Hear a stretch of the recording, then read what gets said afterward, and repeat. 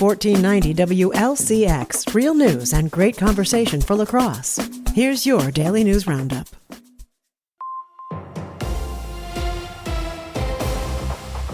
For Civic Media News, I'm Melissa Kay. 2 people in Michigan have died after becoming infected with the cyclospora parasite.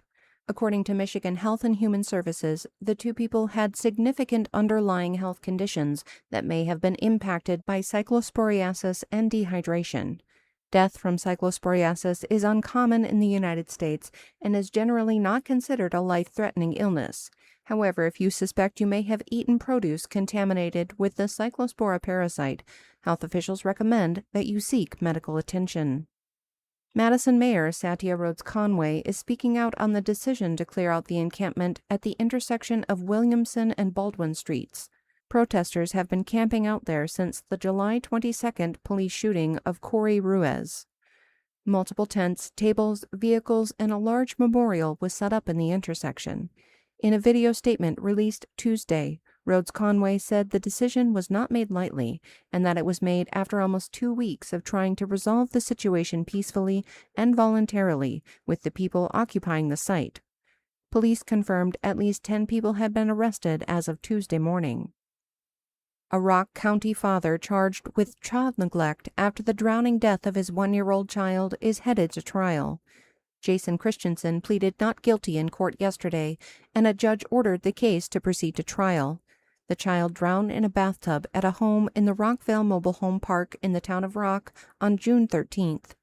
The child's mother, Rebecca Ambrose, has also pleaded not guilty and is awaiting trial, with prosecutors alleging she was using Snapchat and TikTok while the child was in the tub. Dates for Christensen's trial were not noted in court documents. 1 person is dead following a single-vehicle crash in Taylor County. Authorities received the report of the accident early Saturday morning and found 2 injured men. Investigators say the vehicle involved was southbound when it left the roadway, entered a ditch, then re-entered the roadway and rolled before coming to a rest. 36-year-old Nathan Burke was thrown during the crash and died due to his injuries. The other occupant received medical treatment and was later placed into police custody on suspected drug-related charges. A father and son are accused of using fake checks to buy luxury vehicles from a used car dealership in Madison. Employees from the dealership called police about the pair after they came back to the dealership to buy their 3rd vehicle in 2 days with checks. When staff went to the bank to verify the checks, they learned the checks were not legitimate. Police arrested the 33-year-old man initially, with the 18-year-old son taking off from the area in one of the vehicles. The 18-year-old was taken into custody a bit later, and it's unclear what charges they could face. Mail delays could become a big issue again in Wisconsin's upcoming elections, and Governor Evers and Senator Tammy Baldwin want action now. In a joint letter, they said ballots were delivered too late in the spring election and warned that a new federal rule could make things worse. They're urging the Postal Service to speed up election mail and reverse course on the rule. State election officials say many clerks have already reported problems with ballots arriving late. And that's your state news update. I'm Melissa Kay for Civic Media News.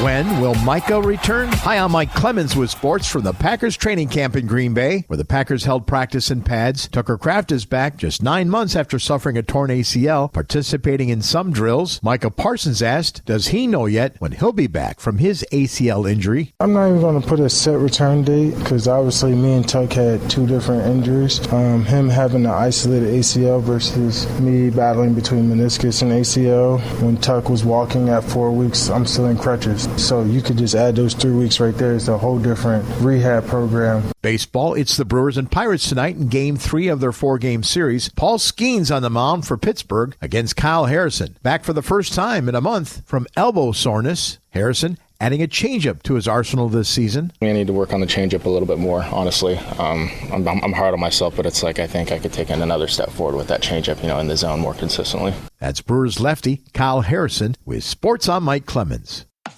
That's your La Crosse News Roundup from WLCX. Find more news anytime at lacrosseeagle.com.